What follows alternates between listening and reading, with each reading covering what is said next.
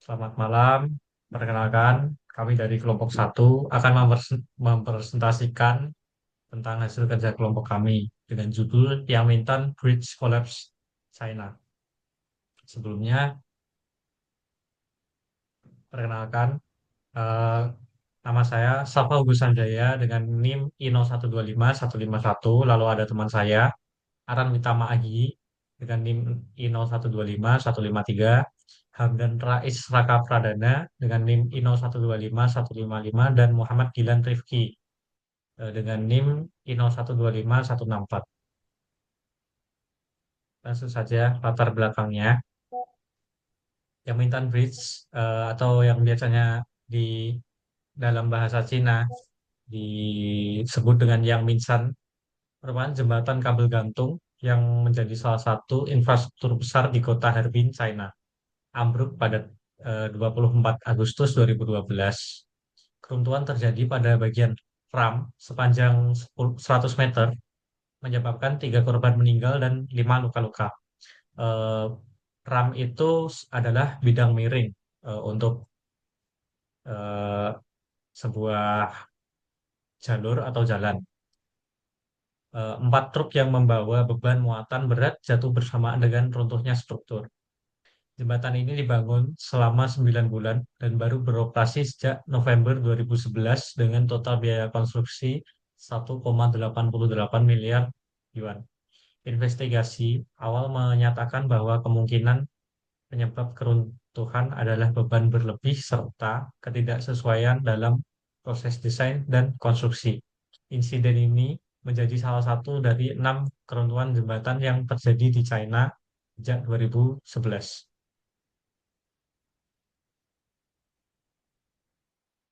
Untuk identifikasi masalah akan dijelaskan oleh eh, rekan saya bernama Gilan.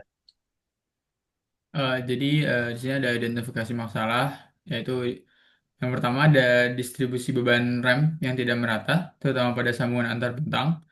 Yang kedua, kemungkinan under design pada pier dan bearing di area rem yang runtuh. Yang ketiga, kualitas konstruksi yang tidak konsisten, mencakup mutu beton dan pemasangan komponen struktural. Yang keempat, kurangnya kontrol beban lalu lintas, terutama truk yang melebihi kapasitas rencana. Yang kelima, sistem drainase yang buruk menyebabkan penumpukan air dan potensi penurunan kapasitas dukungan tanah. Dan yang keenam, ada minimnya pengawasan teknis selama pembangunan dan masa operasi awal.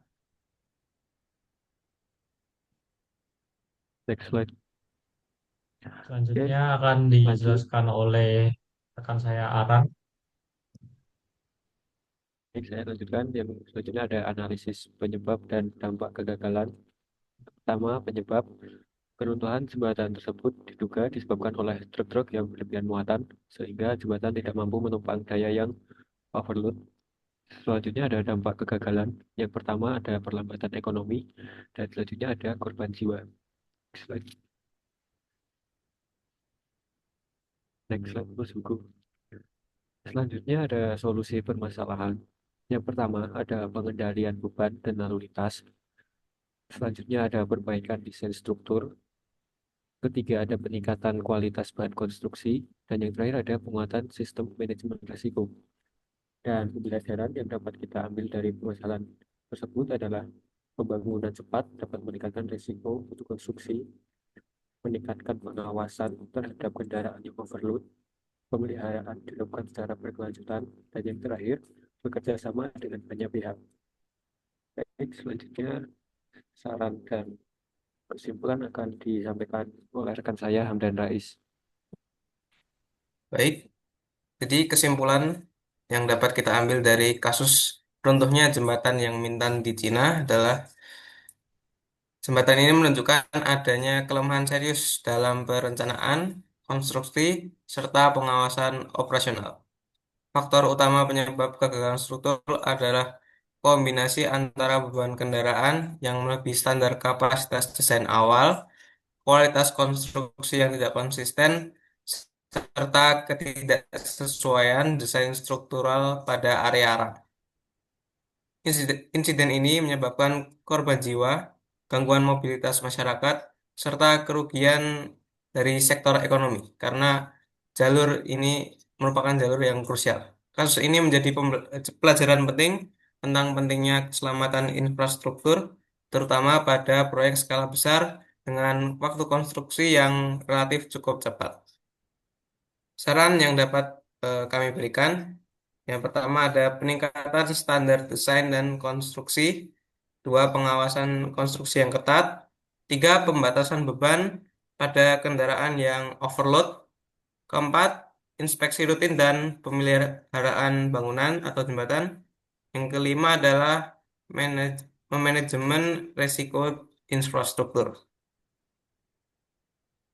Oke, jadi Next. berikut adalah daftar pustaka dari seluruh materi yang telah kami sampaikan.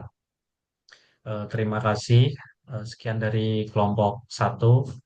Eh, Sampai jumpa di lain kesempatan.